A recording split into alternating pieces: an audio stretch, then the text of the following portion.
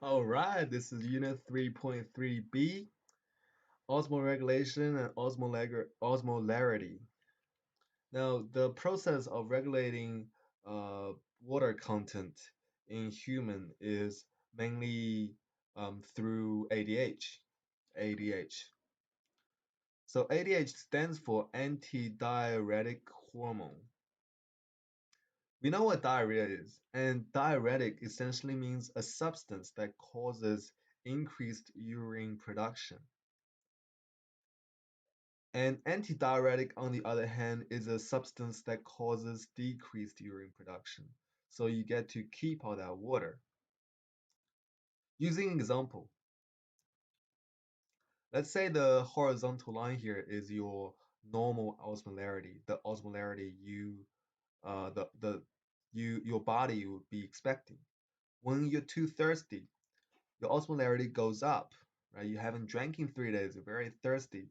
Your osmolarity is extremely high. Now, what your body is doing now is producing and secreting a lot of ADH to preserve all that water, to increase the water reabsorption into bloodstream, and thus you pee less, right? If you pee, it's going to be really brown, yellow, it's going to be filthy. But on the other hand, let's say you drink too much, you drink 5 liters of water, and your osmolarity is actually going down. What your body is doing now, what your body is doing now is not secreting as much ADH.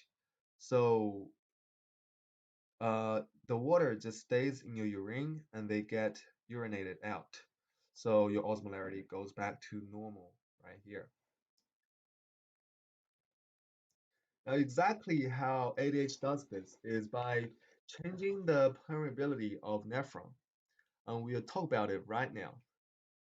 A nephron is a function unit of kidney that forms urine by filtering waste or water from blood, and you have about 1 million of these per kidney.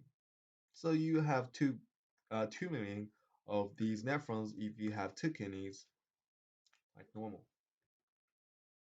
We start by drawing the Bowman's capsule. And inside the Bowman's capsule, you have a glomerulus. Here are the blood arterioles, and the glomerulus is also round.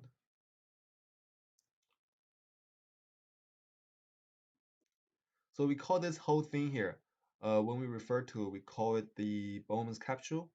And the thing inside, just this thing inside, is the glomerulus. And we actually keep drawing this. We draw a tube, right, that kind of is winding down here, and it turns, it makes a turn, goes up. And here it intersects with the collecting duct. Collecting duct. Actually, uh, there. Gotta finish this tube.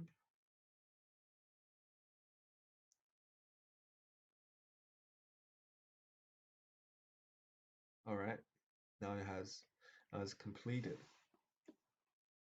So what happens is blood comes in here, and when it comes in here, it's actually getting filtered inside the glomerulus.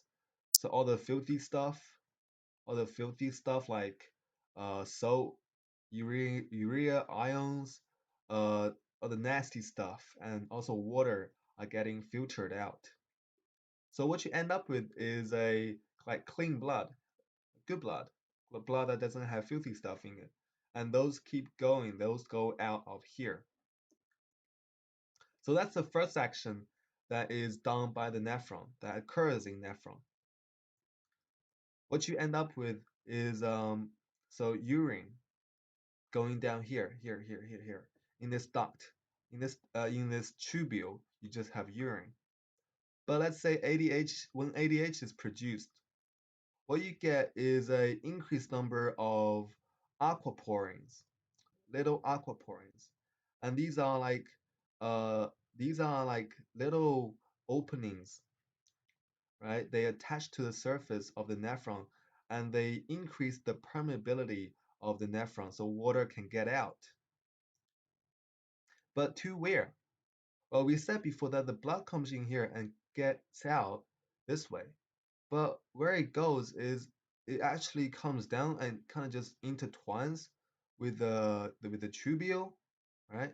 But at some point in this diagram, let's say right here, where the aquaporins are, when ADH is secreted, uh, the permeability of the nephron increases, so water can get out.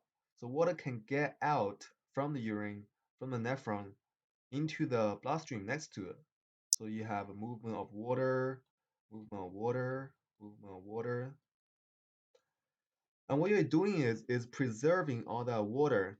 So you're going to have less water in your urine. And when you eventually go to the toilet, that's when your urine is really dark, yellow, brown, filthy, smells bad.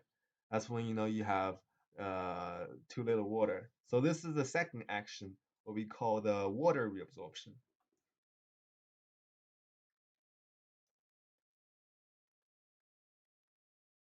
All right. Osmoregulation also relates to blood pressure. When you think about it, blood pressure, what causes blood pressure? Well, there are two things. The first one is the volume of blood in your bloodstream. If you have if you have more blood, you're going to have more volumes of just more volumes of blood in the same container, right? Your arterioles is your container for your blood. The volume of the container doesn't really change much. But if, say, you drink more water, you're going to have more water in your blood. So the volume of the blood increases. But the container isn't changed. The container is still constant. So the blood pressure is going to go up. Vice versa, when you don't drink as much water, you're losing a lot of water. The water content in your blood is going to drop.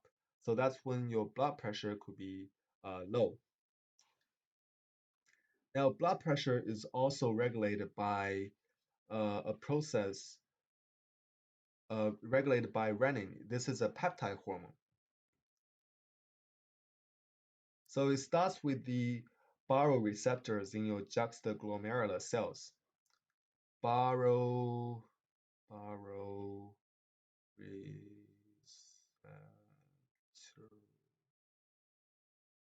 But a baroreceptor detects change in the pressure. In this case, it's the blood pressure. So when, let's say, blood pressure drops, BP drops, blood pressure is going down. What your body is going to do is secreting renin. This is a peptide hormone, and it has two actions. One, two. All right. The first one is causing the blood to reabsorb more salt and water. So that means more volume. More volume. And what we said earlier, more volume means more pressure. So the blood pressure goes up. And the second thing is making the blood vessel constrict. So let's say you still have the same amount of blood, but this time the size of the container is constricting. So that will mean you just have more pressure. So your blood pressure just goes up. This is negative feedback. So blood vessels ah, constrict.